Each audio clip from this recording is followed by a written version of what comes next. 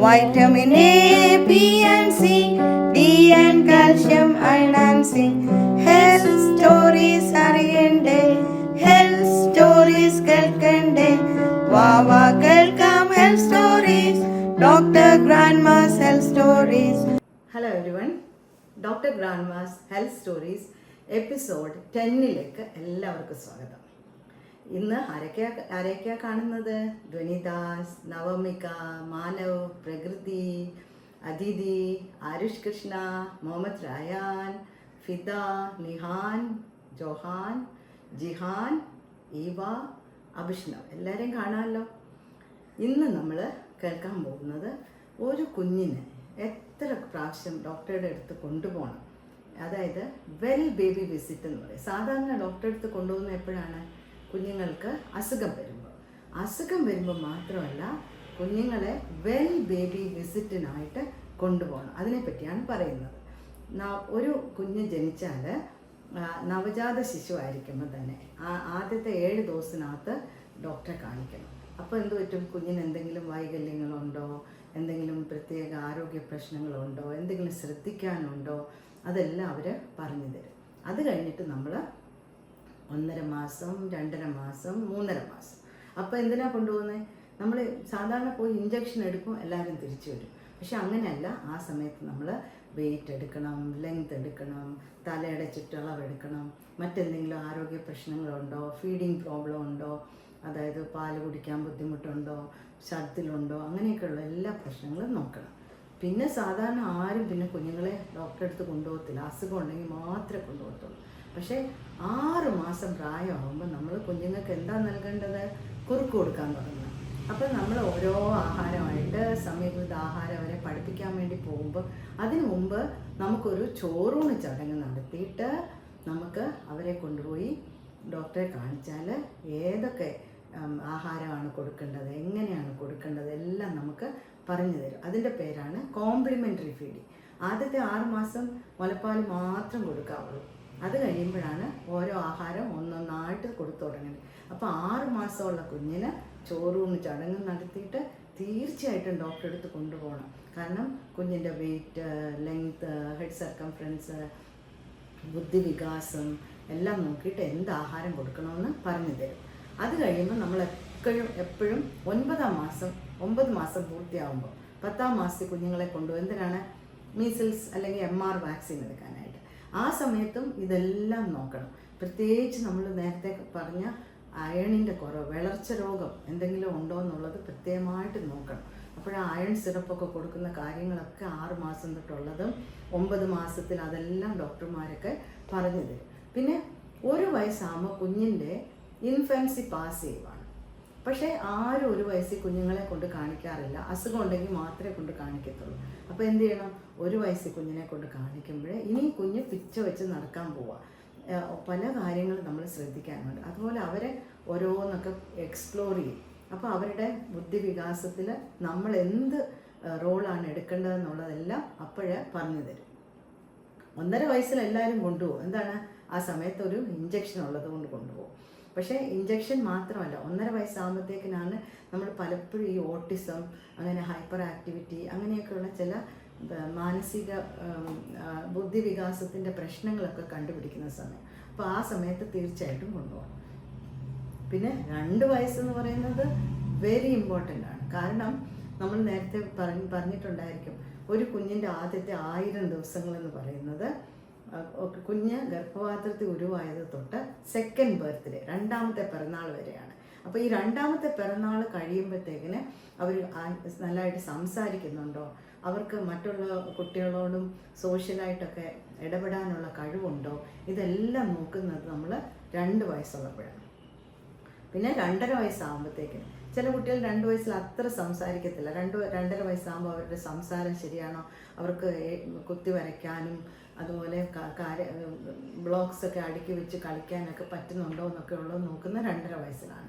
പിന്നെ 3 വയസ്സെന്ന് പറയുന്നത് ഒരു വലിയ ലാൻഡ്മാർക്കാണ്. കാരണം അവരെ ഇനിയും തൊട്ട് അവർ പ്ലേ സ്കൂളിലോട്ട് പോകാൻ തുടങ്ങും. അപ്പോഴാണ് ശരിക്കും നമ്മൾ അവർക്ക് കാഴ്ചയ്ക്ക് വല്ല ബുദ്ധിമുട്ടുണ്ടോ, അവർക്ക് മറ്റുള്ളവരുമായിട്ട് അഡ്ജസ്റ്റ് ചെയ്യാൻ എന്തെങ്കിലും പ്രയാസമുണ്ടോ, സ്കൂളിൽ പോയി അവർക്ക് ഇരിക്കാൻ പറ്റുമോ, അവരെ കാണുന്നുണ്ടോ കറക്റ്റായിട്ട്, അവർ ശരിക്കും കേൾക്കുന്നുണ്ടോ, അവർക്ക് മറ്റുള്ള കുട്ടികളുടെ കൂടെ കളിക്കാൻ പറ്റുമോ, ഇതെല്ലാം നോക്കണം. അപ്പം നമ്മൾ 11 വിസിറ്റാണ് ഞാൻ പറഞ്ഞത്. അതായത് നവജാത ശിശു ആകുമ്പോൾ 1, 1.5 മാസം, 2.5 മാസം, 3.5 മാസം, പിന്നെ 6, 9, 12 മാസങ്ങൾ, പിന്നെ 1.5 വയസ്സ്, 2 വയസ്സ്, 2.5 വയസ്സ്, 3 വയസ്സ്.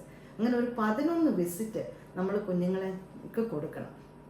അതുപോലെ ഹെൽത്തിൽ നമുക്ക് തന്ന ഒരു ബുക്കുണ്ട്, അമ്മയും കുഞ്ഞും ബുക്ക് എന്നാണ് അതിൻ്റെ പേര്, മദർ ചൈൽഡ് പ്രൊട്ടക്ഷൻ കാർഡ്. ആ ബുക്കിനകത്ത് നോക്കിയാൽ ഞാൻ ഈ പറഞ്ഞ എല്ലാ ഹെൽത്ത് ടിപ്സും അതിനകത്തുണ്ട്. എങ്ങനെ ആഹാരം കൊടുക്കണം, കുഞ്ഞിൻ്റെ വൈകല്യങ്ങൾ എങ്ങനെ കണ്ടുപിടിക്കും, കുഞ്ഞിൻ്റെ ബുദ്ധിവികാസം കറക്റ്റാണോ, കുഞ്ഞിന് അയൺ ഡ്രോപ്സ് കൊടുത്തോ, കുഞ്ഞിൻ്റെ വാക്സിനേഷൻ എടുത്തോ, കുഞ്ഞിൻ്റെ വെയിറ്റ് കറക്റ്റാണോ, എല്ലാം അറിയാനായിട്ട് ഈ ഒരു ബുക്കിനെ നമ്മൾ പ്രയോജനപ്പെടുത്തണം. അതുപോലെ നവജാത ശിശുക്കൾക്ക് ഉള്ള കേൾവി പരിശോധന, കാഴ്ച പരിശോധന, ഇതെല്ലാം നമ്മൾ ചെയ്ത് നമ്മൾ ഉറപ്പാക്കുകയും വേണം. പിന്നെ കുഞ്ഞുങ്ങൾക്ക് 6 മാസം വരെ മുലപ്പാൽ മാത്രം കൊടുക്കണം. 6 മാസമാകുമ്പോൾ നമ്മൾ ചോറൂണ് ചടങ്ങ് നടത്തണം. അതിൻ്റെ ഒരു ലാൻഡ്മാർക്കാണ്. അത് കഴിഞ്ഞാൽ പിന്നെ കട്ടിയാഹാരം തിന്നാനാണ് പഠിപ്പിക്കേണ്ടത്. അല്ലാതെ അതെല്ലാം കൂടെ ഒരു മിക്സിക്കകത്ത് അടിച്ച് ഒരു കുപ്പിക്കകത്താക്കി കൊടുത്താൽ നാക്ക് മുന്നോട്ട് കൊണ്ടുവന്ന് ലിക്വിഡ് കുടിക്കാൻ മാത്രമേ അറിയത്തുള്ളൂ. പക്ഷേ നാക്ക് പുറകിലോട്ടെടുത്ത് കഴിക്കാനായിട്ട് അവരെ നമ്മൾ പഠിപ്പിക്കണം. പിന്നെ കുറച്ചുകൂടി നമ്മൾ കുഞ്ഞുങ്ങൾ വലുതായി വരുമ്പോൾ ഒരു ജങ്ക് ഫുഡ് ഒന്നും കഴിക്കുന്നില്ല. അതായത് ഈ ബേക്കറി സാധനങ്ങളും കുറേ പിന്നെ ബിസ്ക്കറ്റുകളും അതൊക്കെ ചിലരാണെങ്കിൽ മൈൻഡ്ലെസ് ആയിട്ടാണ് കഴിക്കുന്നത്. TV കണ്ടുകൊണ്ട് കൂടുതൽ കഴിച്ച് ഒബീസിറ്റി വരുത്തും. അതുപോലെ ജ്യൂസ് കഴിക്കുന്നതിന് പകരം ഫ്രൂട്ട് മൊത്തമായിട്ട് കഴിക്കാനായിട്ട് അവരെ പഠിപ്പിക്കണം. ജങ്ക് ഫുഡ്സ് എന്ന് പറഞ്ഞാൽ high in fat, high in salt, high in sugar, ഉപ്പ്, മധുരം, കൊഴുപ്പ്, ഇതെല്ലാം കൂടുതലുള്ളതിനെയാണ് ജങ്ക് ഫുഡ് എന്ന് പറയുന്നത്. പിന്നെ അവർക്ക് കഴിക്കാവുന്നത് ഹെൽത്തി ആയിട്ടുള്ള ഫുഡാണ് കഴിക്കേണ്ടത്. ഈ ഗെയിം കണ്ടോ എല്ലാവരും? ഇന്ന് ഈ ഗെയിമാണ് പ്രത്യേകമായിട്ട് ഞാൻ പറയുന്നത്, സ്റ്റോറിക്ക് പകരം. ഈ ഗെയിം സ്നേക്ക് ആൻഡ് ലാഡർ ഗെയിമാണ്. നിങ്ങളെല്ലാവരും സ്നേക്ക് ആൻഡ് ലാഡർ കളിച്ചിട്ടുണ്ടായിരിക്കുമല്ലോ. അല്ലെങ്കിൽ നമ്മുടെ പേരൻറ്റിനോട് പറഞ്ഞിട്ട് കുഞ്ഞിനെ അത് വാങ്ങിച്ചു കൊടുക്കണം. അപ്പം ഹെൽത്തി ഫുഡ് കഴിച്ചാൽ നമുക്ക് ലാഡറിൽ കൂടെ കയറി മുകളിൽ പോവാം. നമ്മൾ അൺഹെൽത്തി ആയിട്ടുള്ള ഫുഡ്, അതായത് ഈ ജങ്ക് ഫുഡൊക്കെ കഴിച്ചാൽ നമ്മൾ രോഗം ബാധിച്ച് സ്നേക്ക് പിടിച്ച് നമ്മൾ താഴെ വരുന്നതായിട്ട് കാണാം. ഇനിയും ഈ MCP കാർഡ് എടുത്തൊന്ന് തുറന്ന് നോക്കാൻ എല്ലാവരും ശ്രദ്ധിക്കണേ. അതിനകത്താണെങ്കിൽ ബുദ്ധിവികാസത്തിനെ പറ്റി കുഞ്ഞെന്ത് ചെയ്യണം, എന്ത് കളിയാണ് കുഞ്ഞിന് ഓരോ പ്രായത്തിൽ ആവശ്യമുള്ളത്, എന്താണ് അപകട സൂചന, ഇതുവരെ അതിനകത്ത് എഴുതിയിട്ടുണ്ട്. പലപ്പോഴും ഈ അപകട സൂചനകൾ നമ്മൾ മനസ്സിലാക്കാത്തത് കൊണ്ട് പിന്നെ കുറേ നാൾ കഴിയുമ്പോൾ ഒരു ടീച്ചറോ അല്ലെങ്കിൽ ഒരു ബന്ധുവോ വരുമ്പോഴാണ് പറയുന്നത്, ഈ കുഞ്ഞ് അത്ര നോർമൽ അല്ലല്ലോ, നിങ്ങളൊന്ന് കൊണ്ടുപോയി കാണിക്കുക. അപ്പോൾ വരുമ്പം പറയാം, അയ്യോ നിങ്ങൾ കുറേ കൂടെ നേരത്തെ കൊണ്ടുവന്നിരുന്നെങ്കിൽ ഞങ്ങൾക്ക് എന്തെങ്കിലുമൊക്കെ ചെയ്യാൻ പറ്റുമായിരുന്നു എന്ന് പറയും. ഈ പടം കണ്ടോ? ഇതിനകത്ത് ബ്രെയിൻ ഇങ്ങനെ ഗ്രോ ചെയ്ത് വരുന്നത് 2 വയസ്സ് 3 വയസ്സൊക്കെ വരെ ബ്രെയിൻ ഇങ്ങനെ ഗ്രോ ചെയ്യും. അത് കഴിഞ്ഞിട്ട് നമ്മൾ ഉപയോഗിക്കാത്ത ഭാഗങ്ങളൊക്കെ അത് കട്ട് ചെയ്ത് പ്രൂൺ ചെയ്ത്, നമ്മുടെ ചെടികളൊക്കെ നമ്മൾ മഴ വരുന്നപ്പോൾ കട്ട് ചെയ്ത് നിർത്തുന്ന പോലെ കട്ട് ചെയ്ത് പോകും. ഒരു കുട്ടി സംസാരിക്കുന്നില്ലെങ്കിൽ പിന്നെ അവന് സംസാരശേഷി വളരെ കുറഞ്ഞു പോകും. അതുപോലെ പടം വരയ്ക്കുന്നില്ലെങ്കിൽ പിന്നെ പടം വരയ്ക്കാൻ അവർക്ക് പറ്റത്തേ ഇല്ല. അതുകൊണ്ട് എല്ലാം അവരെ കറക്റ്റായിട്ട് നമ്മൾ മനസ്സിലാക്കി കൊടുക്കണം. ഇനി പ്രധാനമായിട്ടൊരു കാര്യമുള്ളത്, പേരൻറ്റിന് സ്ട്രെസ് ഉണ്ടോ എന്നുള്ളത് നോക്കണം. ഏതമ്മയായാലും അച്ഛനായാലും ഒരു 4 ക്വസ്റ്റ്യൻ ഞാൻ തരുവാണ്.